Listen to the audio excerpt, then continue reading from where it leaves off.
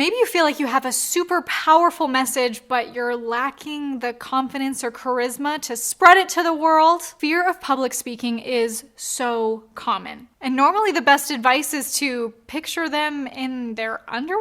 In today's video, I want to talk about how to really get over the fear of public speaking.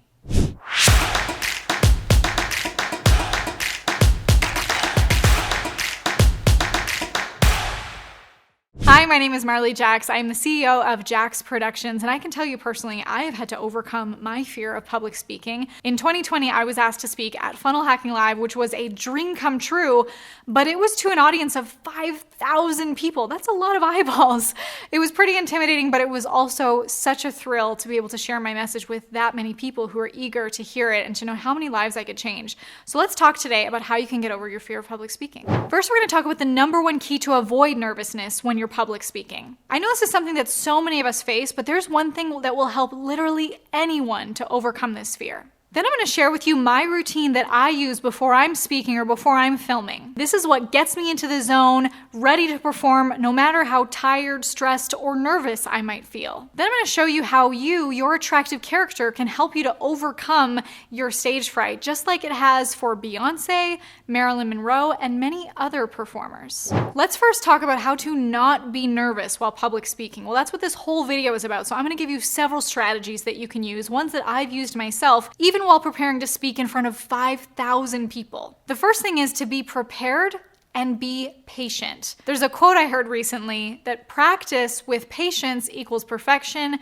Practice without patience equals pain. So as much as this stage fright might be pretty uncomfortable, give yourself the patience in what you're overcoming and know that everyone goes through this. The best thing that you can do right now is to be prepared for what it is that you're going to share. If you're going to be speaking on stage or speaking to an audience, know your expertise, know the topic that you're speaking of. Practice, practice, practice. Maybe you want to outline your speech and your presentation. Maybe you want to speak it in the mirror over and over and over again.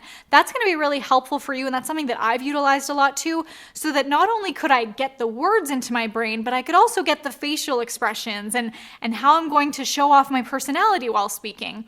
If you're too much in your head just trying to remember your lines and you forget that people can actually see what's going on here, it's going to create probably the opposite experience that you want to create for your audience. You want them to be engaged, you want them to enjoy the presentation, and the best way for them to enjoy it is when they think that you're enjoying it too. So although I never want to tell you to fake it till you make it, the best thing you can do is to get prepared, get into a state where you're just here to serve, you're here to share your message, and remember that you're here to make an impact. I'm actually going to share with you my routine that I use before I film anything, before I get on stage, and this helps me to get into that state that I was mentioning. If I want to be in the zone, in flow, prepared, and feeling like I can just conquer the world, this is the routine that I use. But before I get into that routine, make sure that you hit the subscribe button, because I'm sharing tips like this every single week that will help you to scale your business and reach new audiences.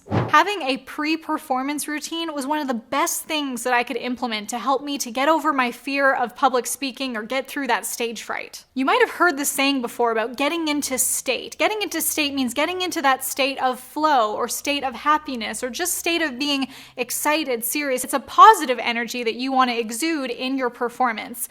And there's some things that you can do before your performance that will get you into that zone. One of my favorite things is just as simple as having a pre-performance playlist. I personally put a lot of Beyonce on that playlist. Who would be on your playlist? Let me know in the comments below. Like, what's the kind of music that gets you amped up, gets you excited, and gets you into state? Or maybe it's some motivational YouTube videos. You know, you could search on YouTube for YouTube motivation, and there's some really great ones. One of the ones that I really like is from David Goggins, or uses a lot of sound clips from the Rocky movies. Like, what better to get you pumped up for performing than Rocky?